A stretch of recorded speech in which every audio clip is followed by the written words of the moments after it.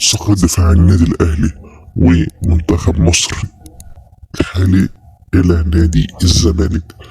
مين هو اللي راح نادي الزمالك ومين هو اللي تواصل معاه عشان يوديه نادي الزمالك عشان يبدأ عصر جديد في الكرة المصرية هنا في نادي الزمالك ويعمل تاريخ جنب كابتنه في نادي الزمالك اللي إن شاء الله يعود من الإصابة محمود الونش.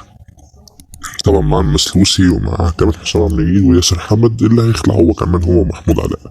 خلينا شايفين ان اللي هيجي نادي الزمالك هو محمد عبد المنعم. محمد عبد المنعم رايح نادي الزمالك في صفقة مهمة جدا لنادي الزمالك في انه يحافظ فيه على الاسكواد بتاعه في انه يرجع اللعيبة المهمة جدا لنادي الزمالك. طب محمود علاء وخلاص ماشي وبرونش هيرجع من الإصابة بداية الموسم الجديد. محمد عبد المنعم اللي فيه بيعمل كذا مشكلة مع النادي وجوه النادي.